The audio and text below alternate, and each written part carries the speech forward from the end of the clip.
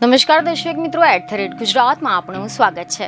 સામાન્ય રીતે બેંકની ચૂંટણીઓનું કોઈ ખાસ મહત્વ હોતું નથી, પરંતુ ગોંડલની રાજકીય તાસીર હંમેશાથી ગરમાતી રહી છે અને હવે આગામી તારીખ 15 સપ્ટેમ્બરના રોજ ગોંડલ નાગરિક બેંકની ચૂંટણી યોજાવાની છે, જેની માટે રાજકીય માથાઓએ ઉમેદવારી કરતા માહોલ ગરમાઈ ગયો છે।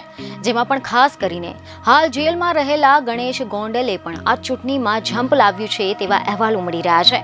આ ચૂંટણીમાં તેમને ઉમેદવારી નોંધાવી છે। જો કે આ મામલે બેંકના ડિરેક્ટરે પોલીસ વડા સમક્ષ રજૂઆત કરી છે કે અપરાધીઓને બેંકની ચૂંટણી લડતા રોકવાની માંગ કરવામાં આવી છે।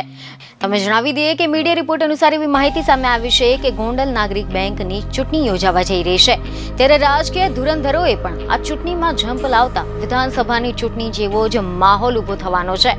આમ તો સહકારી બેંકની ચૂંટણીઓ પર કોઈનું ખાસ ધ્યાન નથી હોતું, પરંતુ જ્યારે રાજકીય ધુરંધરોએ આ ચૂંટણીમાં ઝંપ લાવ્યું છે, ત્યારે આ ચૂંટણીએ શહેરમાં ચર્ચાનો માહોલ ઉભો કર્યો છે।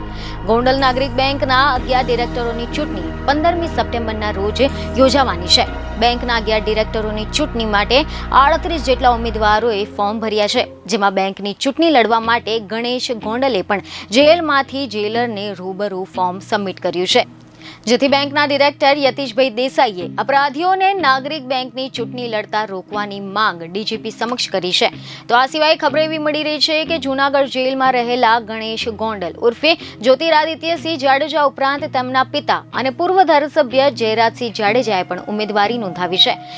આ સિવાય પૂર્વ ચેરમેન જયંતિભાઈ ઢોલના પત્ની શારદાબેન અને વર્તમાન ચેરમેન અશોકભાઈ પીપળિયા, પ્રફુલભાઈ ટોડિયા, પૂર્વ ચેરમેન યતીશભાઈ દેસાઈ અને જગદીશભાઈ સાટોડિયાએ પણ ઉમેદવારી નોંધાવી છે। જો કે ઉમેદવારી ફોર્મ પરત ખેંચવાની તારીખ પછી જ આ ચૂંટણીનું સમગ્ર ચિત્ર સ્પષ્ટ થઈ જશે।